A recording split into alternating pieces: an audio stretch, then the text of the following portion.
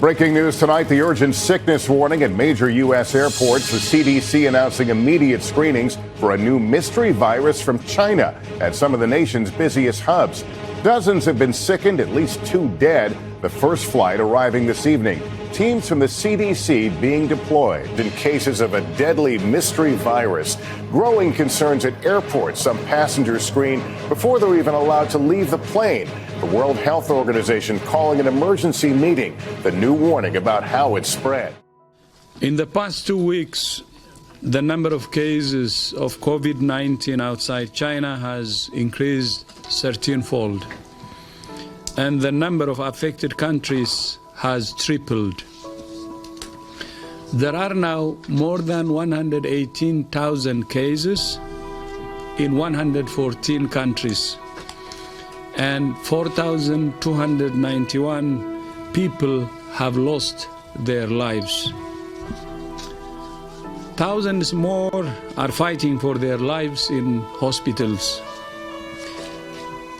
In the days and weeks ahead, we expect to see the number of cases, the number of deaths, and the number of affected countries climb even higher.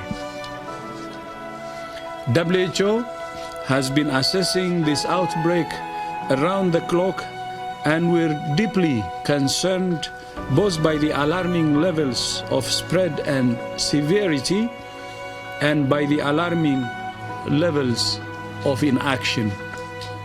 We have therefore made the assessment that COVID-19 can be characterized as a pandemic.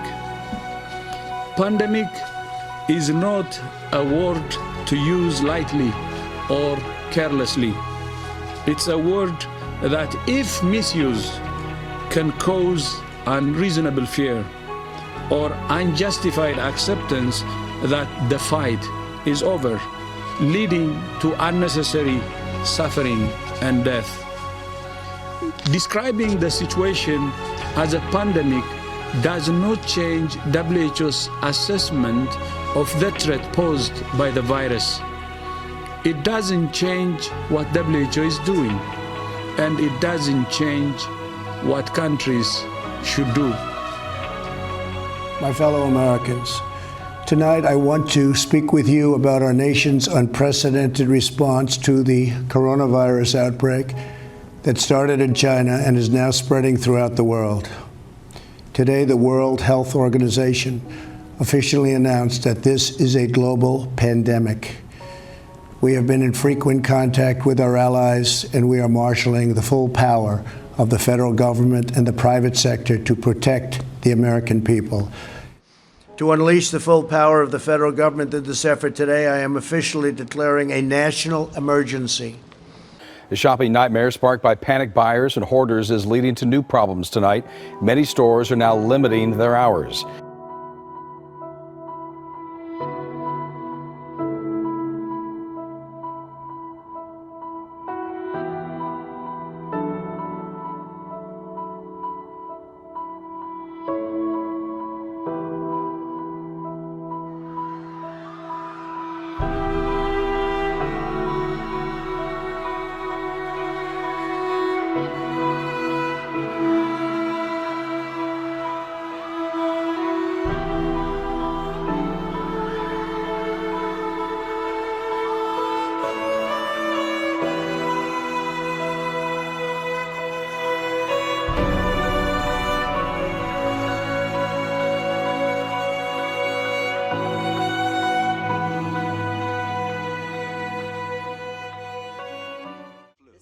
Is projecting a fatality toll ranging from 5 million to as many as 150 million in the next 6 to 8 months. Anyone showing signs of a contagious illness will receive special treatment here, the airport's purpose-built quarantine center. Many of the new arrivals are children who have lost contact with their parents. The mandatory quarantines have sparked civil unrest.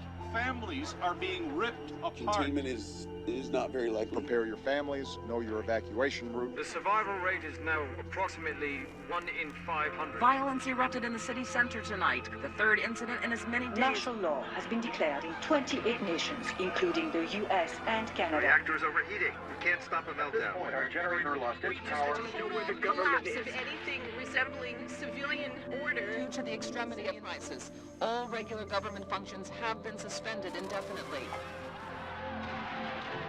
Those who aren't killed by the virus will probably die in the fighting. So maybe this is it. This is how it ends. Pretty soon, there won't be anyone left.